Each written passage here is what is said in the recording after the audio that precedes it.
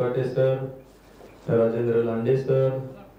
ज्यांनी विस्तृतपणे अशी TDFची या ठिकाणी भूमिका मांडली असे शिवाजीराव ढाळे सर, अशोक नवल सर, शिरीष टेकाडे सर, जिल्ह्याचे TDFचे अध्यक्ष मधुकर पवार सर, सुधीर काळे, जनार्दन पटारे, भगवानराव मडके, रमजान हवालदार, प्राध्यापक कैलासराव वायकर, रामदास फटाकडे, राजेंद्र कोतकर, रामदास जंजिरे, गजानन शेटे, सगळ्यांचाच नाम उल्लेख मी या ठिकाणी घेत नाही, वेळेअभावी मी आपली दिलगिरी व्यक्त करतो। खरं तर 7 वाजेपासूनच 1.5 तास झाला मोठ्या संख्येने त्या ठिकाणी मंगल कार्यालयामध्ये शिक्षक आपल्या सगळ्यांची वाट बघत आहेत, परंतु निश्चितपणाने आज ज्या पद्धतीने TDFने विश्वास दाखवलेला आहे त्याबद्दल मी आपल्या सगळ्यांचा उमेदवार म्हणून मनपूर्वक आभार व्यक्त करतो आणि आपले आशीर्वाद माझ्यावर असे सदैव राहू द्या अशी अपेक्षा व्यक्त करतो। खरं तर अनेक घडामोडी झाल्या, आबांनी देखील सांगितलं, पवार सर असतील, ढाळे सर असतील, राजेंद्र लांडे सर असतील, निवडणूक पुढे गेल्यावर काही लोकांच्या आग्रह खातीर या निवडणुकीमध्ये उतरायचं ठरवलं, परंतु शिक्षकांचे प्रश्न जर सोडवायचे असले तर संघटनेमार्फतच आपण उमेदवारी करावी या मतावर मी सुरुवातीपासून ठाम होतो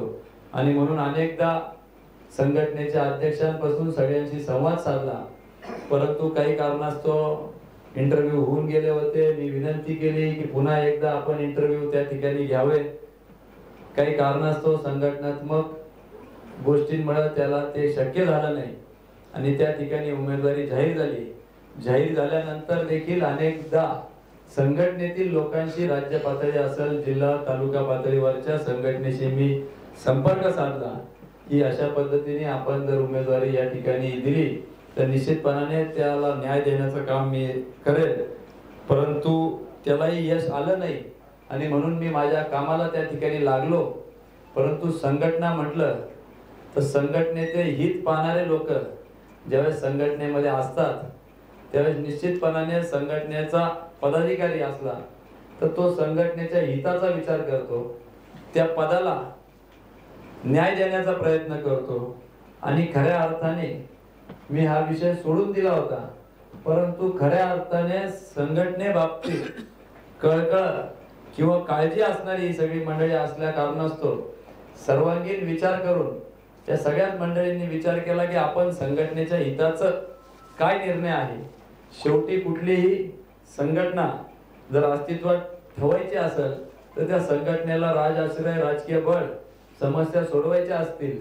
तर निश्चितपणाने लागतं आणि मला अभिमान आहे की आज आपण सगळ्यांनी माझ्या हिताचा नव्हे परंतु संघटनेचा हिताचा निर्णय घेतलेला आहे, त्याबद्दल मी आपल्याला आभार या ठिकाणी मानतो आणि ह्या निर्णयामुळे निश्चितपणाने माझ्यावर देखील काही बंधनं, काही जबाबदारीचं भान आलेलं आहे। मी आपल्याला फारसा वेळ घेत नाही कारण की बोलण्यासारखं खूप काही होतं, अनेक भावना मला या ठिकाणी व्यक्त करायच्या होत्या,